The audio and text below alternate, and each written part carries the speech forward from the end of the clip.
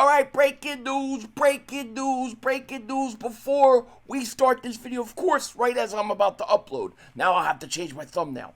But the Pound Eagles finally did something. They did something. Have agreed to terms with wide receiver Terrence Marshall Jr., sources say. The former Pound Panthers, 49ers, and Raiders wide receiver gets a 1-year deal. Now, we all thought he was going to be good. Let's face it. We all thought he was going to be good coming out of college. I expected him, to be really good. And I know the Eagles were interested in him in the past. He hasn't lived up to it, but he does got talent. Zach Bremer wrote this. Eagles are signing Terrence Marshall Jr. per league source.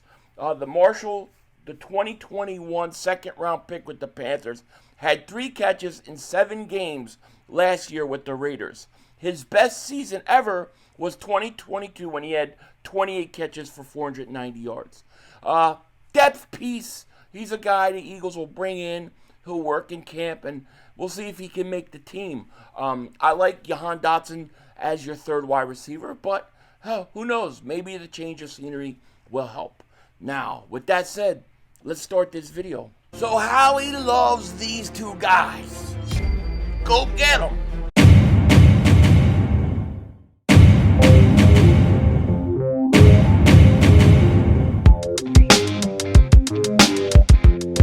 Dallas still stinks.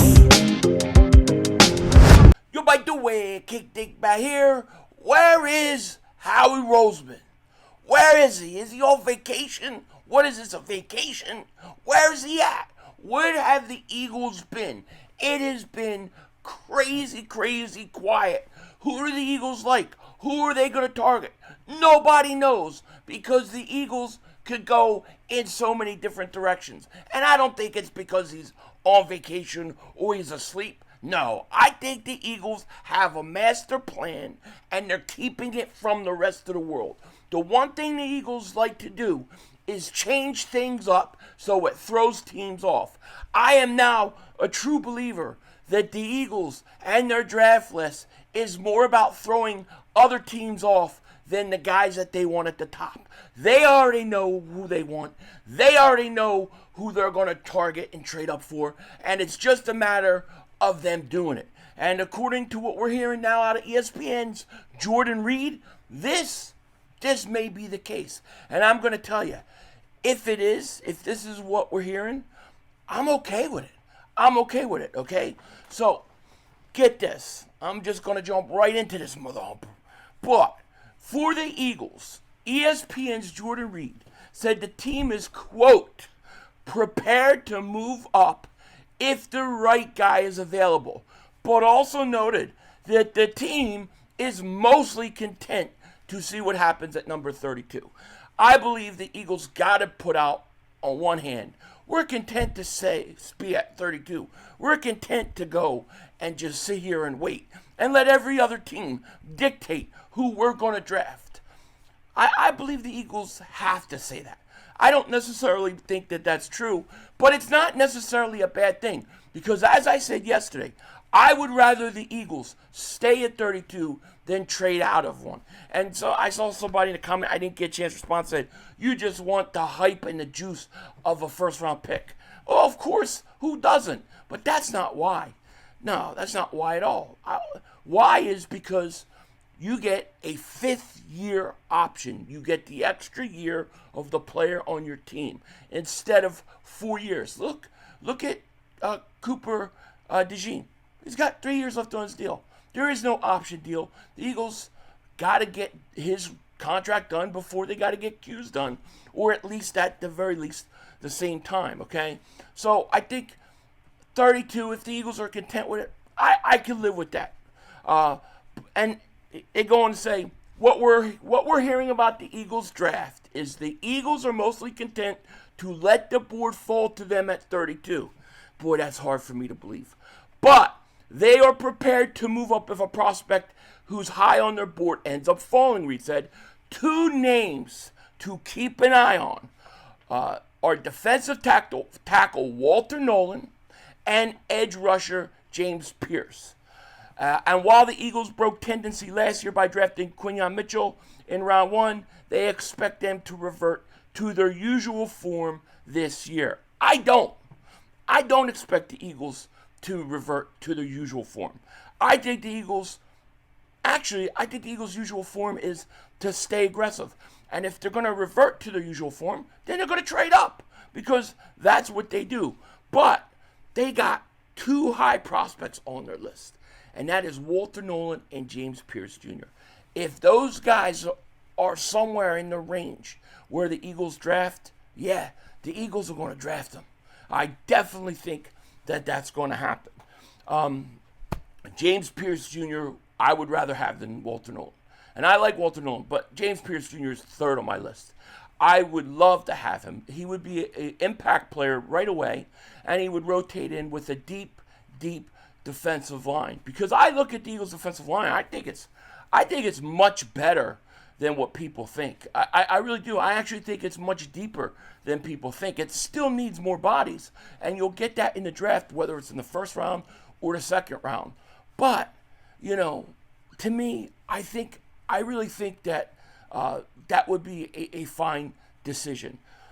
I still, I still look at everything with tight end, with safety, and I say, what about that? And I'll ask this to you guys. This is a legit question. Are the Eagles taking this offseason too lightly? Have their plans been overly non-aggressive to too much of a degree? Because truthfully, I'm going to be honest, I kind of feel like they've kind of overdid it a little bit. And what I mean by that is, I'm not saying they're not the best team in the league, because I still think they are. I still think they're capable of winning the Super Bowl. I think the Eagles were head and shoulders better than everybody else, and it wasn't even close. And you've closed the gap somewhat. Now, you had to let some guys go. Josh Sweat had to go. I get it. Milton Williams had to go. I get it. C.J. Gardner-Johnson did not have to go. I thought that was the one move that, in my opinion, where the Eagles, they didn't need to do that. They didn't need to do that, and they did. So now you're in a situation where you're going into the draft, you have 20 picks, and you're telling me the Eagles are going to be content trading up and adding even more picks, or just sitting around and waiting for whatever it falls, and they'll just, whatever it happens, we'll just get a guy. We'll just get this guy. We'll just get that guy. It doesn't make sense. It's not you can't tell me that's what the Eagles are going to do, and then end the statement saying, expect the Eagles to revert to their usual form this year. They said they broke tendency by drafting quarterback Quinyon Mitchell. The Eagles took the best player available. And what people have to also realize, the last 4 years, the Eagles have they've kind of broke tendency on how they draft. That's why their drafts have been so much better. That's why it's been so much better. Because they broke tendencies and started drafting best players available. They started taking guys from schools like Georgia and from Alabama. That's why. Why are they going to revert back to the Danny Watkins? Because that's how I take this. I know what they're saying. They'll revert to offensive or defensive line. That's what they're trying to say. But I don't think that's what the Eagles are going to do. The Eagles are going to take the best player available. And I do think James Pierce Jr. could be that guy, because he's number 3 on my list of guys likely to be there. So he could be 1 on the Eagles. However, I think we're in another great situation, because we're in a spot where you can actually get best player available being the position of need. And I'm talking about safety. Now, there are 2 real big reasons why I always bring this position up. Even though the Eagles don't draft safeties in round 1, I totally get it. They usually like to go other positions. But the way I see it is, I see that this year, the way the draft could fall, I really truly believe that you have a situation where you could get best player available being the position of need. And if anybody thinks safety isn't a position of need, I don't know what to tell you. I don't know what to tell you because it is. There's no way that you can look at Sidney Brown right now, and I like Sidney Brown, and say, yeah, we could pencil him in as the starter. He's the guy. Even that kid, whatever. Either, either you just don't know. So you have to have another option available. Now maybe that'll come in the form of a free agent like Justin Simmons. But get Justin Simmons and still get a safety. And we're actually hearing some rumblings about the Eagles and maybe getting a safety. Why? Because all the defensive ends and all the defensive linemen are going really early in these mock drafts.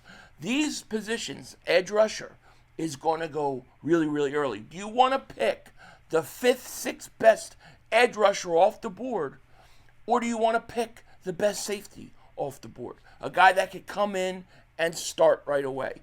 I think the Eagles need to play the young guys.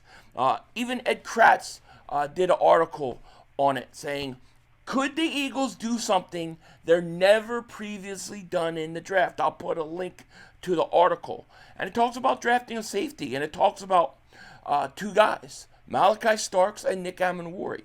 And they talked to those guys, and they basically told them what they bring to the table. Okay, Nick Amenwori, who's 6'3", 220, ran a 4.38 40 with a 43-inch combine or vertical jump and a broad jump of 11.6. He said this: I'm a bigger dude and I can run. He said, I'm not scared to make tackles. I'm not scared to cover any slot, any tight end. I just use my side to my advantage. I don't think, and this is what Nick Amenwori is saying about himself, I don't think you've ever seen a safety like me. Well, there are a lot of dudes that came through this league, but a safety like me hasn't come through this league for a long time. My size, my speed, my ability. A lot of people compare him to Cam Chancellor, but to me, Chancellor wasn't as athletic or as fast as this kid's going to be. Then they talked to Malachi Starks, okay?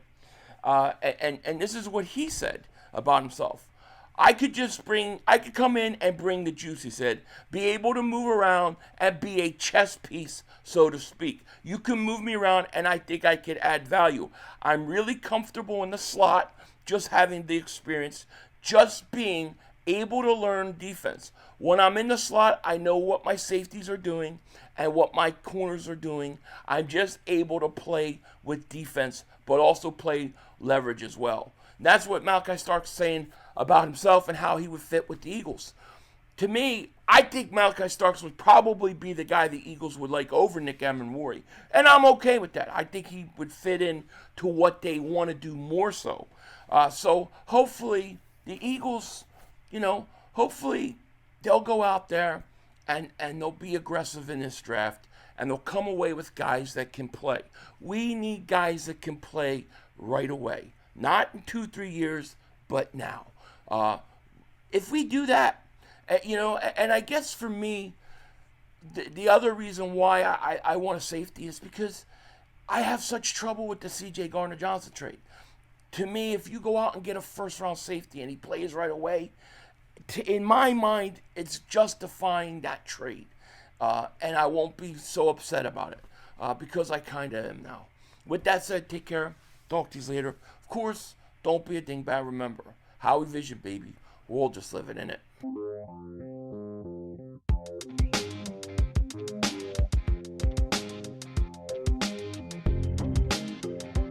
All right, so, I've said this before. There's like nothing on TV anymore. Like all the shows are just not that good. It's just the way it is. But I might have found something to watch, right? So if you guys have Apple TV, go check out the show Dope Thief. All right, I just watched the first episode. That was it. But I enjoyed it. I thought it was pretty good. It's basically about two guys who pose as DEA agents in Philly, and they basically rob from drug dealers.